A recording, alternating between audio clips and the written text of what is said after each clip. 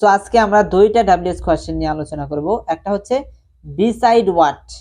Beside what মানে হচ্ছে কিসের পাশে, আরেকটা হচ্ছে বিসাইড হোম। বিসাইড হোম মানে হচ্ছে কার পাশে, বিসাইড হোয়াট মানে কিসের পাশে। সো আপনি বারবার বলেন বিসাইড হোয়াট কিসের পাশে, বিসাইড হোম কার পাশে। এখন আপনি যদি এটা আয়ত্ত করতে পারেন, এখন আসেন আমরা কিছু কোয়েশ্চেন মেক করি। এখানে দেখেন আছে beside what do you sit, beside what do you seat.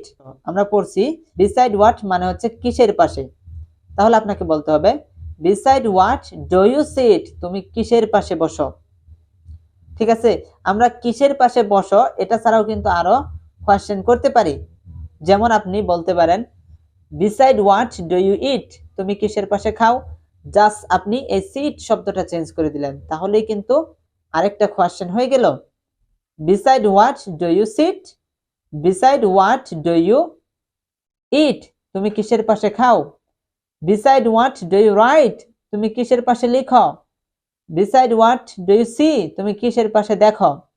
beside what do you read, তুমি কিসের পাশে পড়ো। beside what do you sleep, তুমি কিসের পাশে ঘুমাও। beside what do you dance, তুমি কিসের পাশে নাচো। beside what do you listen, তুমি কিসের পাশে শোনো। beside what do you make, তুমি কিসের পাশে তৈরি করো। সো এইভাবে কিন্তু আপনি অনেক কোয়েশ্চেন তৈরি করবেন। জাস্ট আমি একটা সিম্পল দেখাই দিলাম আপনি কিভাবে সেন্টেন্স গুলো তৈরি করবেন, কোয়েশ্চেন গুলো তৈরি করবেন। ওকে, beside what do you play, তুমি কিসের পাশে খেলো। এখন আরেকটা বিষয় হচ্ছে আপনি কিন্তু আরো কোয়েশ্চেন তৈরি করতে পারেন এই কোয়েশ্চেনটা দিয়ে। সেটা হচ্ছে এখানে আমি লিখছি beside what do you sit, তুমি কিসের পাশে বসো। বাট আপনি যদি এই জায়গাটা চেঞ্জ করে দেন, আপনি যদি এখানে জাস্ট ব্যবহার করেন ডিড, তাহলে হবে beside what did you sit, তুমি কিসের পাশে বসেছিলে। beside what do you sit, তুমি কিসের পাশে বসো। beside what did you sit, তুমি কিসের পাশে বসেছিলে। যদি আপনি ডিড ব্যবহার করেন তাহলে কিন্তু ছিলে হবে।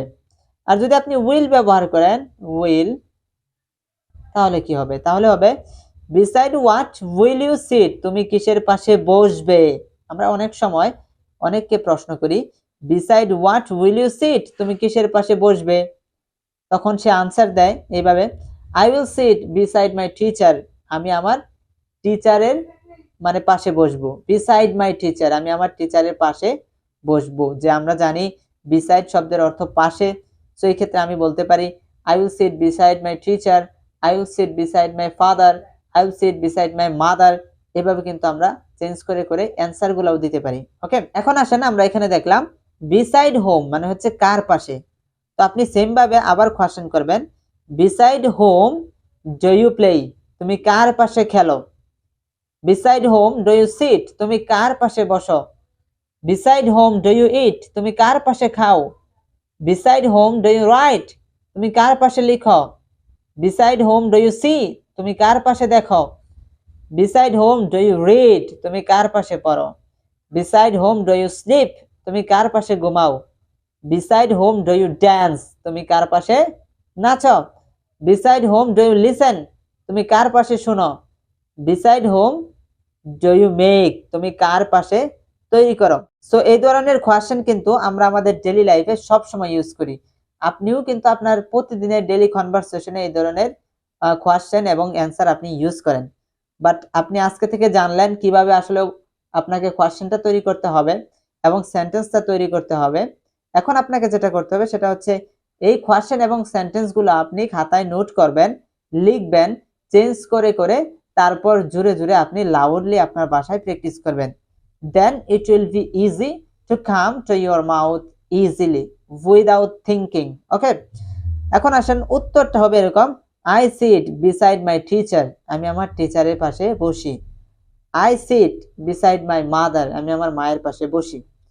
Okay, so my dear viewers, if you think this WH question was very important for me, especially for me because I am in beginner level student, so if you think it's very helpful, so you can share and subscribe and you can hit the like button as well. So if you hit the like button and share with your friends also can learn English easily. So help other person. Okay, take care. I will see you very soon with another video, with another topic, with another WS question. Till then, Allah Hafiz. Have a nice day.